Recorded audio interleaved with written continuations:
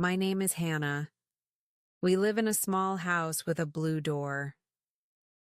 I always liked that blue door. David painted it for me a long time ago. We have been married for 15 years. 15 years. It sounds like a very long time, and sometimes it feels even longer. Not in a bad way, always. But sometimes. Sometimes it does. Lately, something has changed. Or maybe it changed slowly, and I just started to see it now. My husband, David. He is a good man. He works hard. He is quiet. But he looks at me. Or, he doesn't look at me. He looks through me. Like I am a window. Like I am not even here. It's a strange feeling. To be invisible in your own home. In your own life. I remember when we first met. David saw me. He really saw me. His eyes would light up when I walked into a room. He listened to every word I said. He would hold my hand. Just because. We talked for hours. About everything. About nothing. Now the silence in our house is often very loud. This morning, for example, I woke up early. I made coffee just how he likes it. Strong, with a little milk. I put his cup on the table. He came into the kitchen. He picked up the newspaper. He sat down. He drank his coffee. He read the paper. He did not say good morning. He did not look at me. I was standing right there. I even wore my new yellow sweater. I thought it was a happy color. I thought maybe he would notice. He did not. It was like I was part of the wallpaper. Just there. Unseen. I said, "Good morning, David." He looked up from his paper. For just a second. "Morning," he said. Then his eyes went back to the words on the page. My heart felt a little squeeze. A small, familiar pain. It happens often now. Remember last week? I was excited. I got a small promotion at my job. I work at the library. It's a quiet job. I like books. My boss said I was doing good work. She gave me more responsibility. I was happy. I wanted to share it with David. He was my husband, my partner. That evening, I made his favorite dinner. Chicken with potatoes. I set the table nicely. I put a small flower in a vase. I waited for him to come home. When he came in, he looked tired. He always looks tired now. "Hi," he said. He put his bag down. He went to wash his hands. We sat down to eat. "How was your day?" I asked. "Fine," he said. He was looking at his phone, scrolling, tap, tap, tap. "I have some news," I said. My voice was a little shaky. I was nervous and excited. He said, still looking at his phone. "I got a promotion at work," I said, louder this time. He looked up. "Oh, that's good," he said. Then he looked back at his phone. "This chicken is nice. That's good." That was all. My happy news felt small, unimportant, like it didn't matter. I wanted to cry, but I didn't. I just ate my chicken. Quietly. The flower in the vase seemed to watch me. It was yellow, like my sweater. Sometimes I think maybe it's me. Maybe I changed. Maybe I am not interesting anymore. 15 years is a long time. People change, but I try. I really try. I ask him about his day. I listen, even when he gives short answers. I try to look nice. I try to keep our home clean and cozy. The home with the blue door. Our home. I remember our first apartment. It was tiny. We had almost no furniture. We ate on the floor. We laughed so much. David would look at me with so much love in his eyes. He would tell me I was beautiful. He would hold me close. We didn't have much money, but we had each other. We were a team. When did we stop being a team? I don't know. Now, we live in this nice house. We have comfortable chairs. We have a big television. David watches it a lot in the evenings. He sits in his chair. I sit on the sofa. Sometimes I try to talk to him about a book I read or something funny our neighbor said.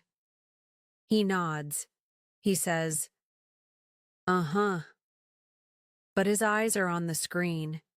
He is not really listening. He is there, but he is not with me. I feel so alone, even when he is in the same room. It's a very lonely feeling. Invisible in my own home. Last month was our anniversary. 15 years. I thought, maybe this will be different.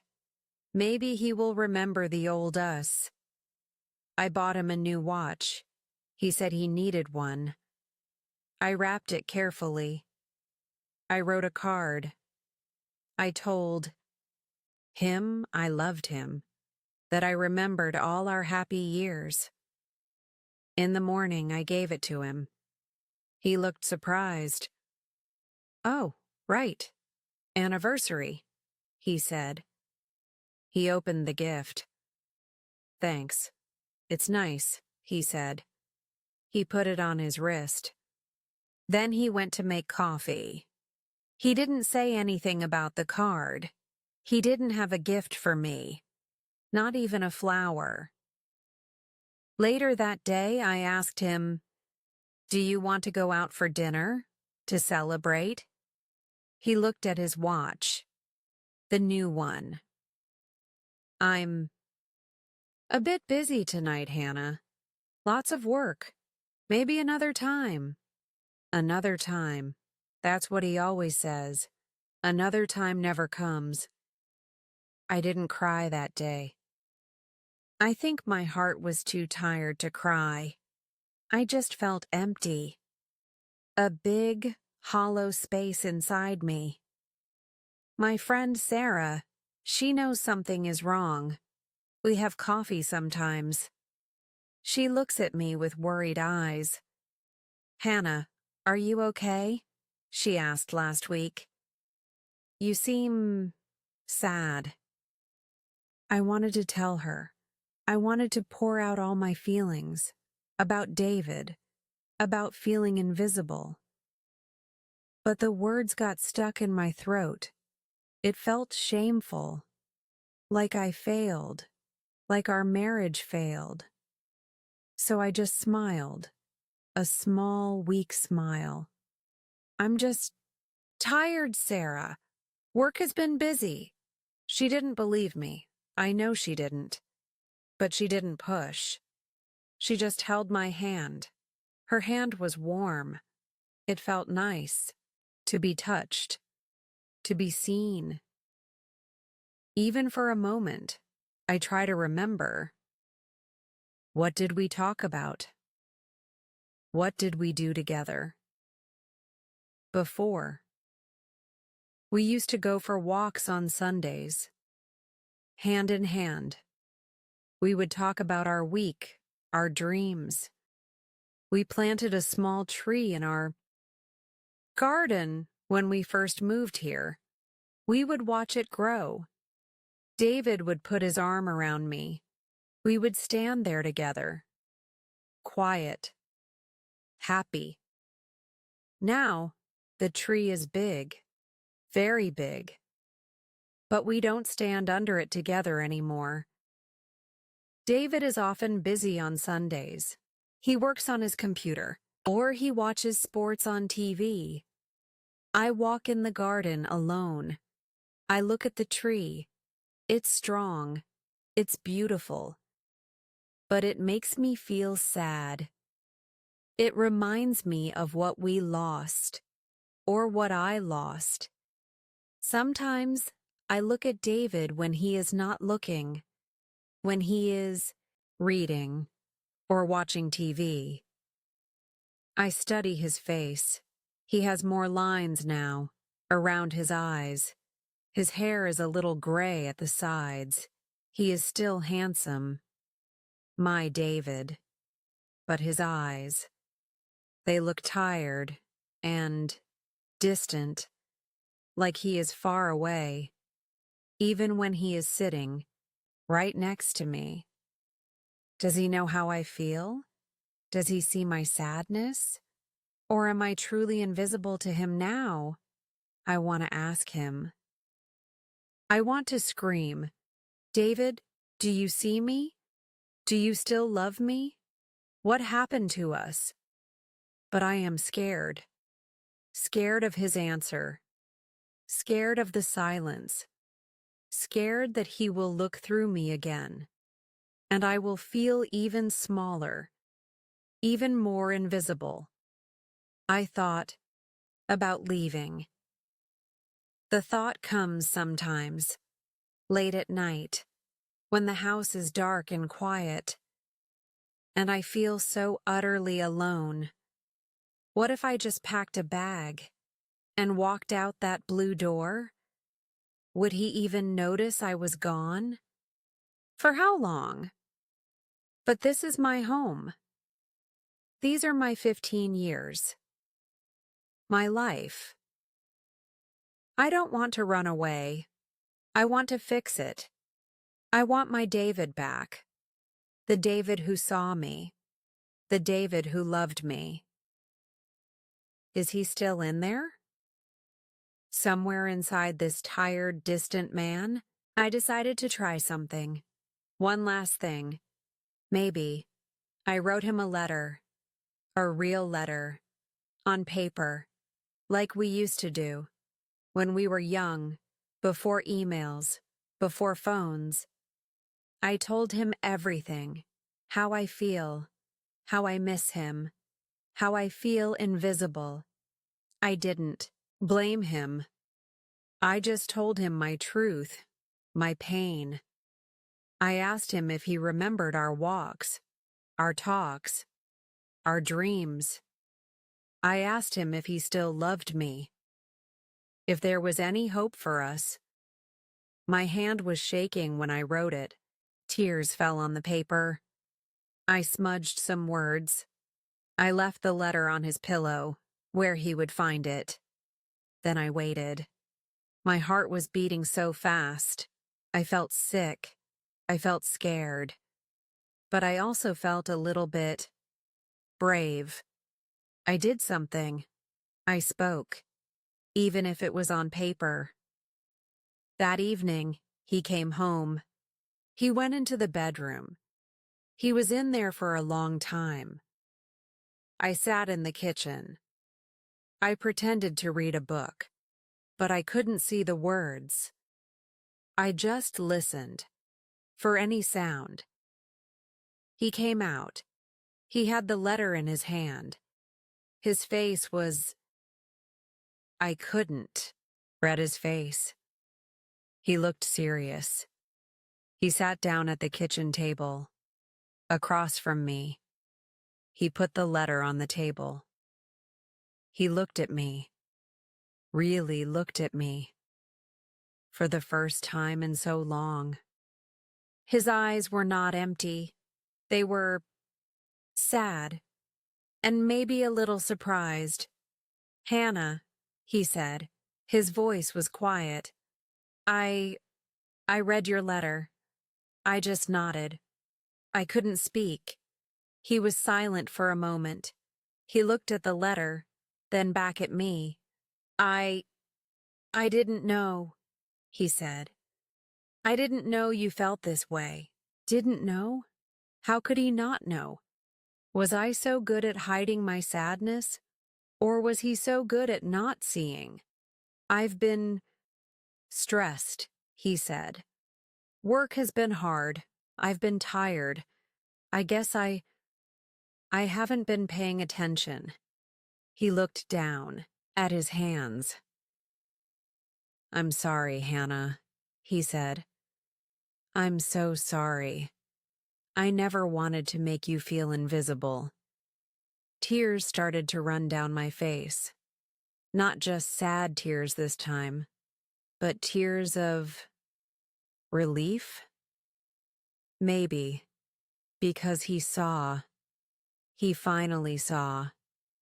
He heard. Me?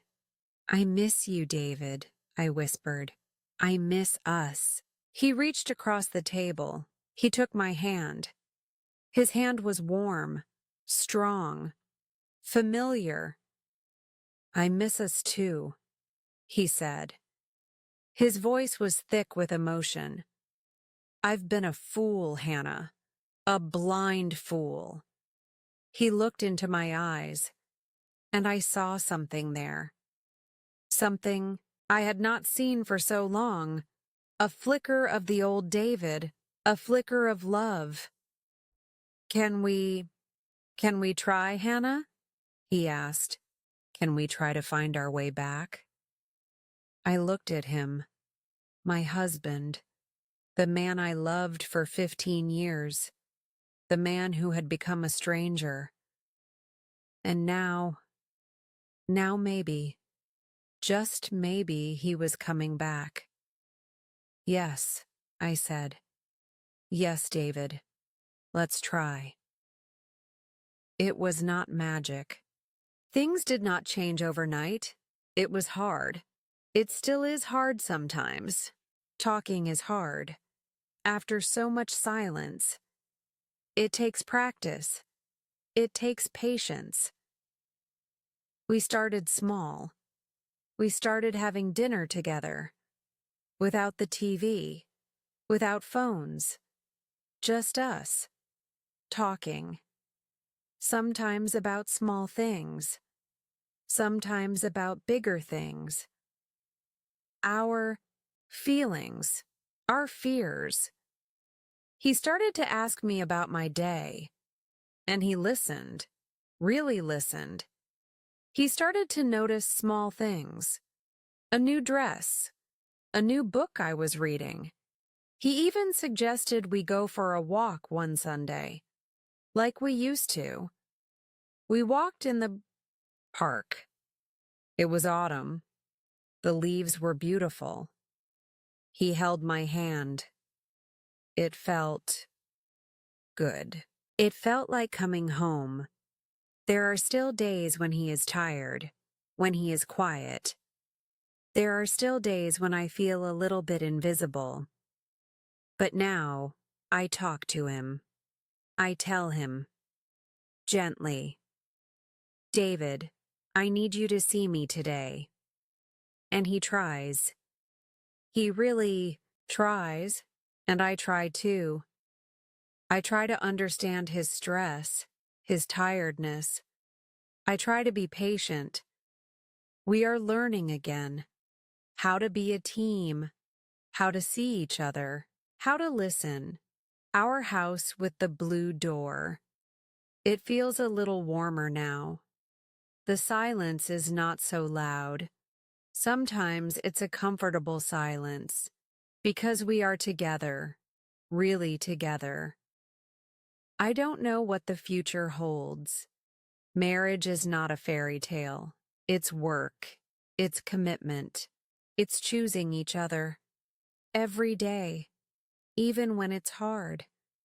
But now I have hope. Hope that we can keep finding our way back to each other. My name is Hannah, and I am starting to feel visible again in my own home. in my own life, and that is a good feeling. A very good feeling. If you are listening to my story, maybe you feel invisible sometimes too. In your marriage, in your family, in your life. It's a hard feeling, a lonely feeling. I know. But please don't stay silent. Your feelings matter. You matter. Talk to someone. Write a letter. Find your voice. It's scary. I know it is. But sometimes, speaking your truth is the first step. The first step to being seen. It's okay to feel sad. It's okay to struggle.